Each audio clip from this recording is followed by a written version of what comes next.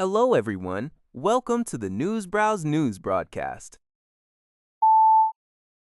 Global news reports that multiple weather warnings, including tornado warnings, were in effect across parts of southern Ontario on Tuesday evening as severe thunderstorms swept through the region.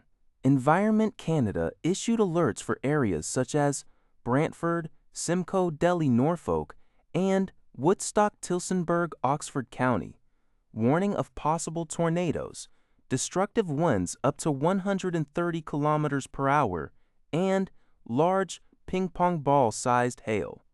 Anthony Farnell, Global News chief meteorologist, highlighted the potential for quick tornado spin-ups and widespread straight-line winds as the storm moved from London towards the Niagara region. Residents were strongly advised to seek immediate shelter in basements, interior rooms, or sturdy buildings. The heat and humidity that preceded the storms are expected to break across the region tonight. New figures from Statistics Canada reveal that Manitoba experienced an annual inflation rate of 4.3% in April, tying for the highest among all Canadian provinces and significantly surpassing the national average of 2.8%. This surge was primarily driven by a 19% increase in property taxes and related charges, the steepest provincial rise alongside a 4.9% jump in food costs, also the highest provincially. Statistics Canada attributes Manitoba's elevated food prices to its distance from agricultural hubs, leading to higher transportation costs and fewer grocery chains, which limits competition.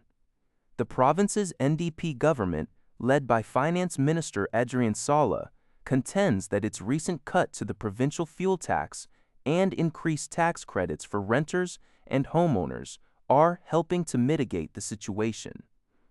They also plan to eliminate provincial sales tax on more food items starting July pending legislative approval.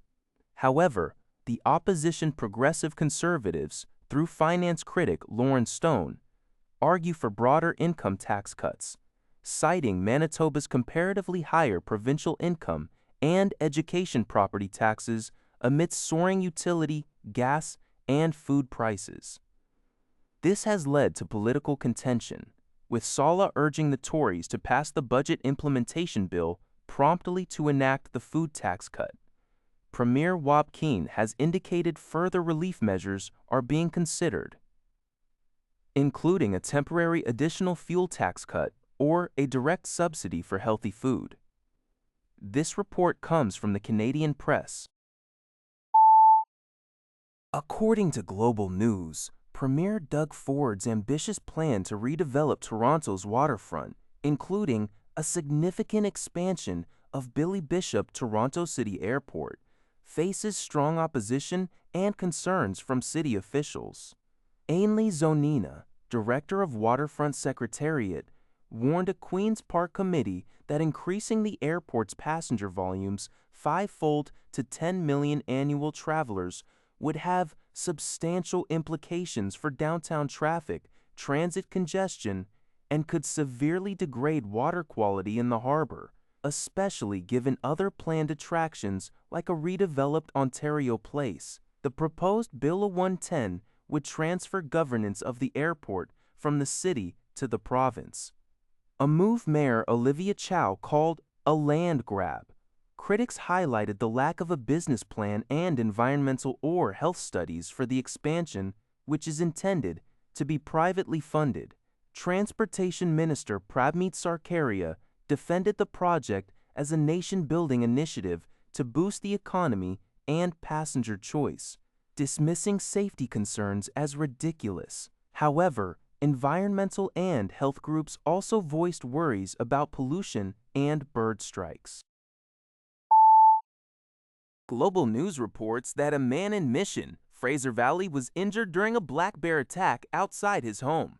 The incident occurred at 4 a.m. on Monday when the man's dog began barking, alerting him to a bear on his porch. The man attempted to scare the bear away by making noise, but the animal instead ran towards him and swatted his arm, Although he managed to get back inside his home, he sustained non-serious injuries. Conservation officers have since responded to the incident but were unable to locate the bear in the immediate area. As a precautionary measure, a trap has been set and trail cameras have been deployed around the property to monitor for any further bear activity. The Conservation Officer Service emphasizes the importance of public safety, advising people to remain aware of their surroundings, travel in groups, and carry bear spray when possible. They also urge anyone witnessing bear conflicts to report them to the RAP line at 1-877-952-7277.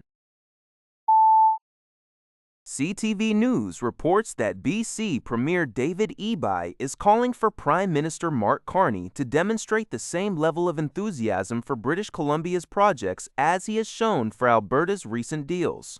Speaking at a press conference in Victoria, Eby stated that he expects equal support for BC's initiatives, particularly after Carney and Alberta Premier Danielle Smith signed an agreement last week. This agreement facilitates the potential construction of a new pipeline to BC's coast as early as next year and sets a lower carbon price of $130 per ton for Alberta by 2040. Eby expressed his confusion regarding the national implementation of this carbon agreement, emphasizing that national policies should involve negotiations with all premiers, not just one province. He further argued that the federal government should not allow bad behavior to dictate who receives federal attention, and that all provinces and territories deserve equal respect and support. The Premier believes that while BC is advancing pro-Canadian projects, they are being overlooked in favor of separatist premiers who seem to be monopolizing the federal government's focus, likely due to Alberta's credible threat of a separatism referendum. That's all for this video. Thank you for watching. See you in the next video.